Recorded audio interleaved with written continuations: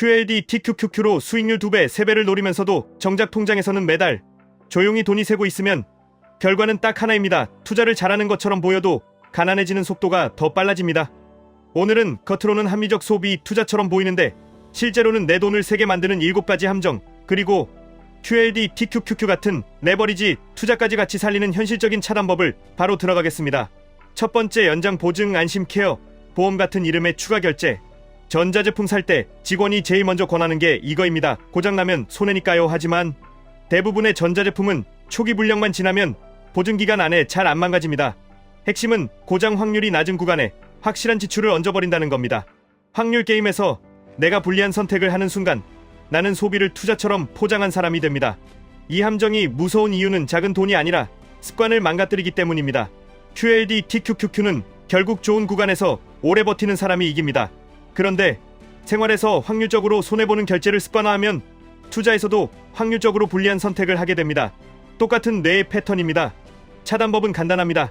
연장 보증은 원칙적으로 거절합니다. 예외는 딱 2가지입니다.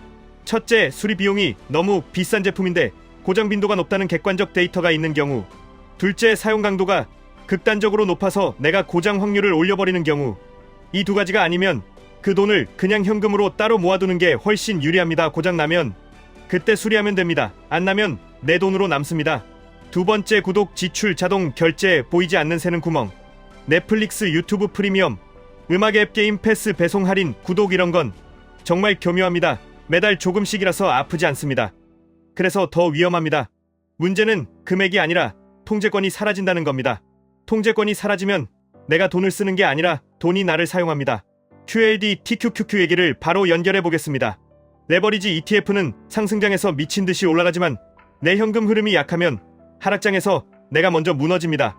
생활비가 세면 하락장에 추가 매수는커녕 버티기 자체가 불가능해집니다. 그러면 QLD TQQQ는 수익률이 아니라 고통의 기계가 됩니다.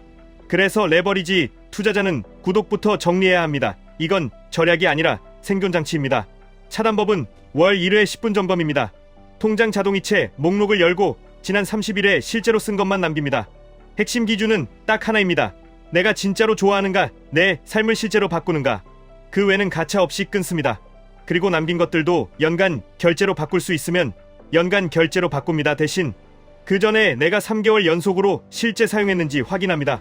이렇게만 해도 매달 새는 돈이 멈춥니다. 세 번째, 복잡할수록 있어 보이는 투자, 복잡한 금융상품, 복잡한 앱, 복잡한 절세 설계. 사람은 이상하게도 단순한 걸 의심합니다. 그래서 누군가 복잡하게 설명하면 왠지 전문가 같아 보입니다.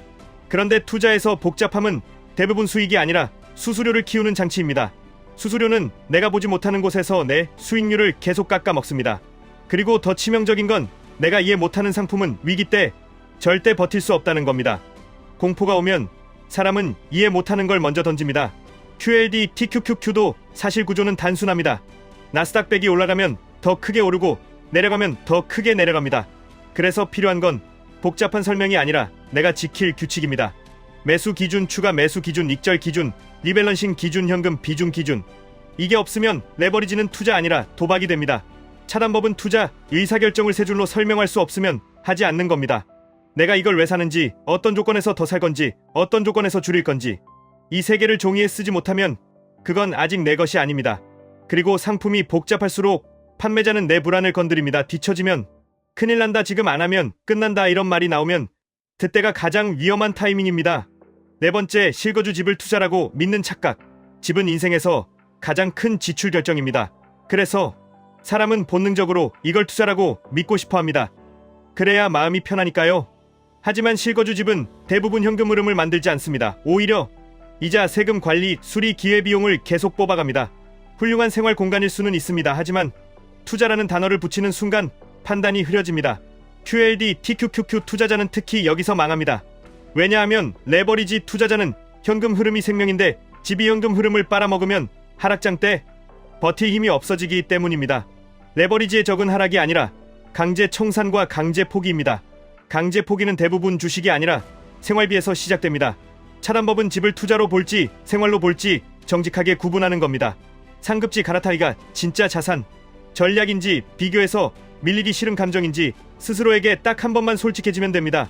그리고 실거주를 선택하더라도 투자와 분리된 규칙을 둡니다. 월 고정비, 이자, 관리비, 세금, 수리적립금을 전부 합쳐서 내 소득 대비 감당 가능한 상한선을 정합니다. 상한선을 넘는 순간 그 집은 나를 부자로 만드는 게 아니라 나를 포장하는데 내 미래를 태우는 선택이 됩니다. 5번째, 리모델링은 돈이 그대로 돌아온다는 환상. 주방, 욕실, 바닥, 조명 5천만 원, 7천만 원 이렇게 쓰고 나서 집값이 그만큼 오를 거라고 믿습니다. 하지만 시장은 생각보다 냉정합니다. 매수자는 예쁨보다 입지, 학군, 브랜드, 층, 방향, 주차, 동간거리 이런 걸 먼저 봅니다. 내 취향으로 만든 집은 다른 사람에겐 다시 뜯어내야 하는 집일 수도 있습니다. 결국 내가 쓴 비용은 내 만족도로 끝나고 가격에는 온전히 반영되지 않습니다. QLD, TQQQ로 예를 들어보면 이건 마치 수익률을 올리겠다고 해서 수수료 높은 구조를 붙이는 것과 비슷합니다. 내가 돈을 쓰는 순간 기분은 좋아집니다. 뭔가 고급 전략 같거든요. 그런데 결과는 내 수익률과 현금 흐름을 갉아먹는 구조가 됩니다. 차단법은 리모델링을 투자라고 부르지 않는 겁니다. 이건 만족도 소비입니다. 소비는 소비로 인정해야 통제가 됩니다. 만약 가치 회수를 원한다면 최소한 범용성 있는 것만 합니다. 누구나 좋아하는 중립톤 유지, 보수, 쉬운 자재, 수요가 큰 평면의 불편 개선 이런 것만. 그리고 무엇보다 이 돈을 주식 계좌에 넣었을 때 3년 뒤 내 위치가 어디인지 숫자로 비교해보는 겁니다. 레버리지까지 하는 사람이라면 더더욱입니다. 6번째, 강의, 컨설팅, 자기개발, 결제, 지식이 아니라 정체성을 사는 소비. 많은 사람이 강의를 결제하는 순간 이미 목표를 이룬 것 같은 도파민을 느낍니다. 나는 성장하는 사람이다. 이 정체성을 사는 겁니다. 그런데 지식은 결제에서 생기지 않습니다. 실행에서 생깁니다. 헬스장 결제만으로 몸이 바뀌지 않는 것과 똑같습니다. 특히 비싼 강의일수록 사례후기 압박 멘트로 사람을 몰아붙입니다. 지금 안 하면 뒤처진다. 이걸 모르면 망한다. 대부분은 불안에 결제하고 결제한 사람은 다시 불안을 잠재우려고 또 다른 강의를 삽니다. QLD, TQQQ 투자도 똑같은 함정이 있습니다. 차트, 공부, 기법, 지표, 커뮤니티, 새로운 전략 이걸 계속 사 모으다 보면 정작 내 계좌를 살리는 건 딱 하나의 규칙과 꾸준함인데 그걸 놓칩니다. 레버리지는 정보가 아니라 규율 게임입니다. 규율이 없는 사람은 정보가 많을수록 더 빨리 흔들립니다. 차단법은 무료로 최대한 해보는 겁니다. 유튜브 채공공 자료 이걸로 일단 실행합니다. 실행하다가 막히는 지점이 생기면 그때 딱 그 부분만 해결하는 얇은 책부터 삽니다. 그래도 안 되면 그때 강의를 봅니다.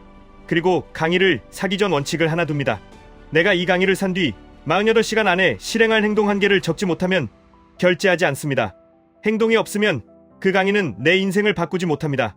7번째, 할인, 특가, 한정, 묶음. 원래 계획에 없던 소비. 사람은 할인이라는 단어를 보는 순간 이득이라고 착각합니다. 하지만 할인으로 산 물건이 내가 원래 살 물건이 아니면 그건 절약이 아니라 추가 지출입니다. 그리고 이런 물건들은 창고, 서랍, 냉장고에 쌓입니다. 언젠가 쓰겠지, 언젠가 먹겠지. 현실은 언젠가가 오기 전에 유통기한이 끝나고 공간을 차지하고 마음의 짐이 됩니다.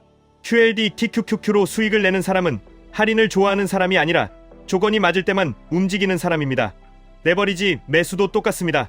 싸 보인다고 사는 게 아니라 내 기준에 맞아서 사는 겁니다. 할인 소비 습관이 있는 사람은 투자에서도 똑같이 행동합니다. 기준이 아니라 기분으로 삽니다. 그 결과 매수는 빨라지고 매도는 공포로 바뀝니다. 차단법은 구매 지연 규칙입니다. 장바구니에 담고 스문의 시간을 둡니다. 다음 날에도 여전히 필요하면 삽니다. 그리고 기준은 하나입니다. 내가 실제로 쓸 것이냐, 지금 이 물건이 내 삶의 시간을 줄여주느냐. 시간을 줄여주지 못하면 결국 내 시간을 더 빼앗습니다. 정리, 관리, 후회 이 모든 게 시간 비용입니다. 여기까지 들으시고 이렇게 생각하실 수 있습니다. 그럼 대체 뭘 해야 돈이 모이느냐? 답은 화려하지 않습니다. 돈이 모이는 사람은 큰 한 방을 맞추기 전에 새는 구멍을 먼저 막습니다. 그리고 그 다음에 자동으로 굴러가는 구조를 만듭니다. 레버리지까지 하는 분이라면 이 구조가 더 중요합니다. QLD, TQQQ는 상승장에서 여러분을 빨리 끌어올릴 수 있지만 생활이 새고 있으면 하락장에서 여러분을 더 빨리 무너뜨립니다. 그래서 순서는 이렇습니다. 첫째, 구독, 보험성 옵션, 할인, 충동 구매 이 3개의 누수를 끊습니다. 둘째, 한 달에 한 번 고정비 점검을 자동 일정으로 묶습니다. 셋째, 투자 규칙을 단순하게 정리합니다. 매수, 추가, 매수, 축소 현금이 4줄이면 됩니다. 넷째, 현금 완충을 만듭니다. 하락장에서 버틸 산소통입니다. 다섯째, 그 다음에 QLD, TQQQ의 비중을 고민합니다. 순서가 바뀌면 마음이 먼저 무너집니다. 또 이런 걱정이 드실 수 있습니다. 구독을 끊으면 삶의 질이 떨어지지 않느냐? 삶의 질은 구독 개수가 아니라 내가 통제권을 쥐고 있느냐로 결정됩니다. 정말 좋아하는 한 개만 남겨도 됩니다. 대신 남긴 한 개는 죄책감 없이 즐기시면 됩니다. 그게 진짜 합리입니다. 또 이렇게 물으실 수 있습니다. 집은 그러면 무조건 사지 말아야 하느냐? 그게 아닙니다. 집은 삶의 안정과 가족의 생활을 위한 선택일 수 있습니다. 다만 투자라고 부르는 순간 무리한 대출과 무리한 상급지 욕망이 정당화됩니다. 이때부터 돈이 새기 시작합니다. 내가 원하는 게 안정인지 체면인지 구분만 되면 선택은 훨씬 건강해집니다. 또 하나, 강의는 그러면 아예 금지냐? 아닙니다. 강의는 마지막에 쓰는 도구입니다. 무료로 실행해보고 막히는 지점이 명확해졌을 때 그 부분을 해결하는 용도로만 쓰면 강의는 비용이 아니라 투자입니다. 하지만 실행 없이 결제하면 강의는 그냥 도파민 쇼핑입니다. 마지막으로 QLD TQQQ는 위험한데 왜 사람들이 하느냐? 위험한 건 상품이 아니라 규칙 없는 사람의 계좌입니다. QLD TQQQ는 변동성이 큰 도구입니다. 도구는 잘 쓰면 빨리 가고 못 쓰면 다칩니다. 그래서 도구를 쓰기 전에 내 돈이 새는 구멍부터 막는 겁니다. 새는 구멍이 막힌 사람만 레버리지의 속도를 견딜 체력이 생깁니다. 오늘 영상의 결론은 단순합니다. 돈을 버는 기술보다 돈이 새는 구조를 끊는 능력이 먼저입니다. 그리고 그 다음에 단순한 규칙으로 QLD, TQQQ 같은 강한 도구를 붙이면 성장은 훨씬 빨라집니다. 지금 당장 할 수 있는 행동을 하나만 고르시면 됩니다. 통장 자동이체, 목록 열기, 구독 1개 끊기, 연장 보증, 거절하기, 할인, 충동 구매, 스문의 시험 보류하기, 이 중 하나만 해도 오늘부터 돈이 덜 셉니다. 돈이 덜 새는 순간 투자 수익이 처음으로 의미를 갖기 시작합니다. 지금까지 1분 투자 하이젠버그였습니다.